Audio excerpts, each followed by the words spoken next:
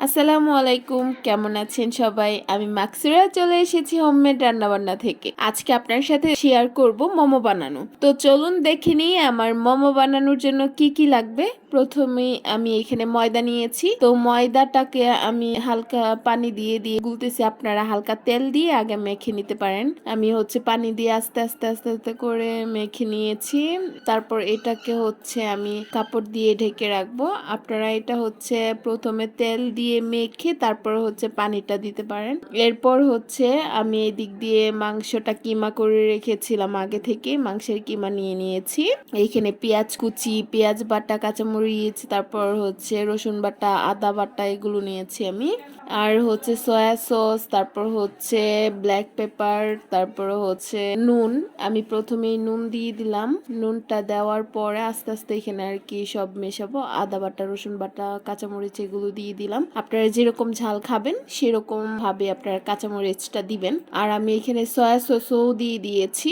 এখন আমি এটাকে সুন্দর করে মাখিয়ে নিব। তো মাখিয়ে নেওয়ার পরে আমি একটা পাত্রের মধ্যে পরিমাণ মতো তেল দিয়ে দিয়েছি। তারপর এটার মধ্যে বাকি কাঁচামরিচ আর পেঁয়াজ কুচিটা এটাতে দিয়ে হালকা ভেজে এরপর আমি মাংসের কিমা মাখানোটা এখানে দিয়ে দিব। দেওয়ার পরে আমি এটাকে সুন্দর করে ভেজে নিব, যাতে করে আর কি মাংসের যে কাঁচা ভাবটা ওইটা যাতে চলে যায়। আর মাংসের কিমা করে নিলে তো ভাব আসলেই আপনার সিদ্ধ হয়ে যায়। সিদ্ধটা নিয়ে আপনাদের কোনো চিন্তা করতে হবে না। এখন আমি দিয়ে দিলাম ব্ল্যাক পেপার। তো সুন্দর করে দিয়ে দিলাম ব্ল্যাক পেপারটা এখানে ছিটিয়ে।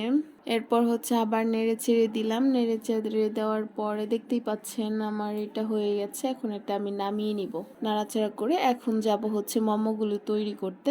দেখতেই পাচ্ছেন আমার ড্রোচ্ছে হয়ে গেছে। এখন এটাকে আমি বেলুন আর পিঁড়ির মধ্যে সুন্দর করে রাউন্ড করে কেটে কেটে নিব আর কি, গোল গোল করে কেটে নিব। ছোট ছোট সাইজ করেও নিতে পারেন। আমি আজকে একটু বড় বড় সাইজের মোমোগুলো বানাবো, এই জন্য বড় বড় করে গোল করে কেটে নিয়েছি। এটা দেখতেই পাচ্ছেন। এখন আমি একটা একটা করে বানাবো। আর আমি একটু ময়দাও ব্যবহার করছি। আপনারা যদি ময়দা ছাড়াই বেলতে পারেন তাহলে তো আরো বেশি ভালো। আমি রুটি বেলাতে এত পারদর্শী না দেখে আমি একটু ময়দা ব্যবহার করছি। এখন দেখতেই পাচ্ছেন আমার মোমোটা তৈরির জন্য রুটি বেলা হয়ে গেছে। এখন এটাতে আমি পুরটা দিয়ে দিচ্ছি।